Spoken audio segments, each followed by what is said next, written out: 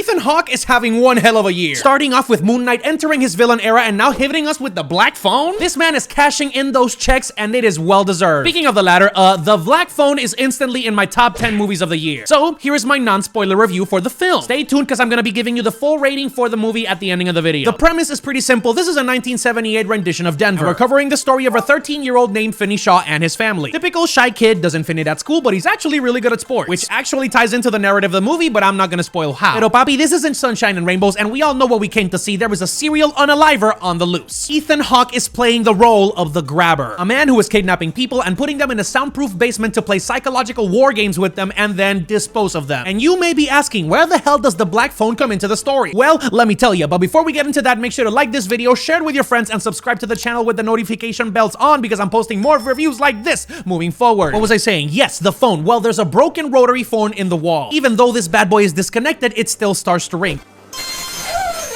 And our boy Finney is able to communicate to the previous victims of the Grabber. Fear, excitement, suspense. So was it any good? Yes, I'll tell you how. Three main things stuck out to me while watching this banger, and number one is the acting. The cast for this film is actually pretty small, but we actually get solid performances all across the board. Mason Thames does a solid job as Finney. There's a couple of moments where you're sitting there thinking, wow, I would not survive, but Finney, he's got this in the bag. Cunning, witty, but then you get to the other end of the spectrum where the fear in his eyes is palpable.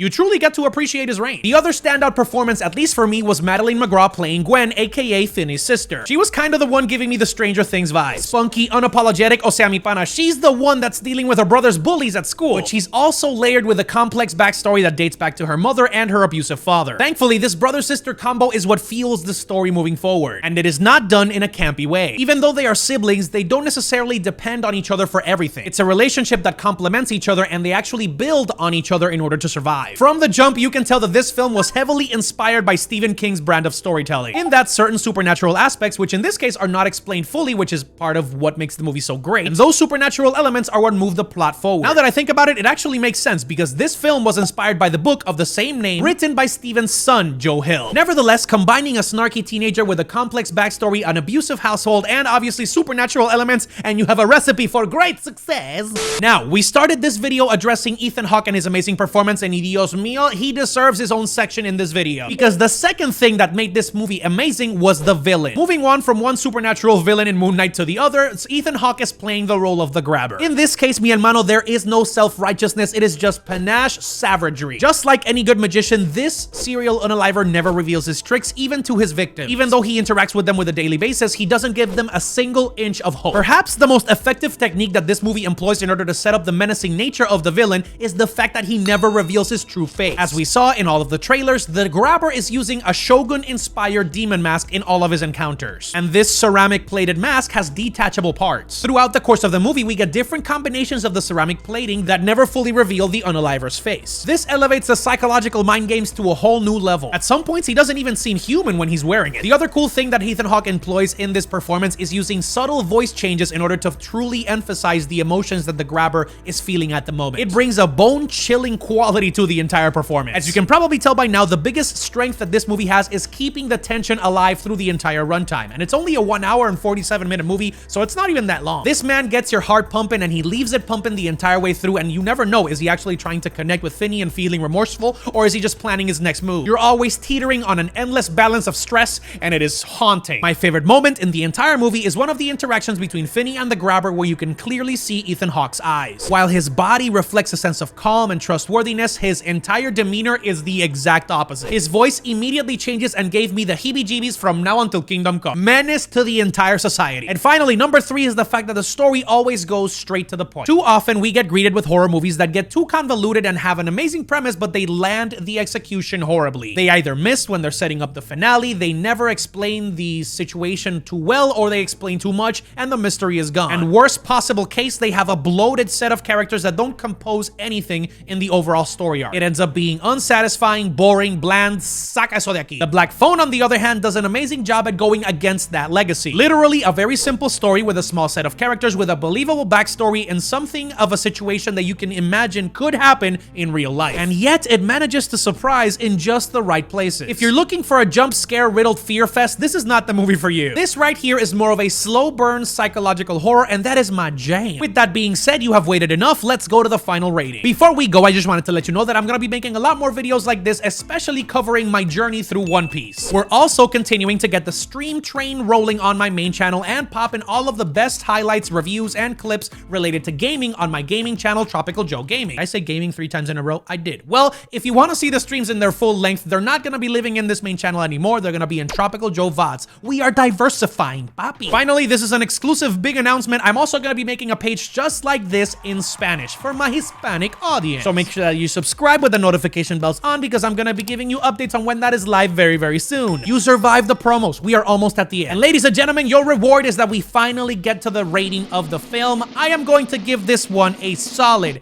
8.7 out of 10. Is it revolutionary? No. Is it the best horror movie ever made? No. But it delivered a solid experience that had me hooked the entire way through and had a solid gimmick that didn't necessarily lend itself to be super campy. On top of that, I am proud to announce that this specific movie is going to be the first recipient of the Island Squad seal of approval when it comes to rewatchability. I would watch it again. It was a saucy time. But then again, that is all it from me. As always, mi familia, make sure to crack a smile, just ride the wave, and I'll see you on the next one.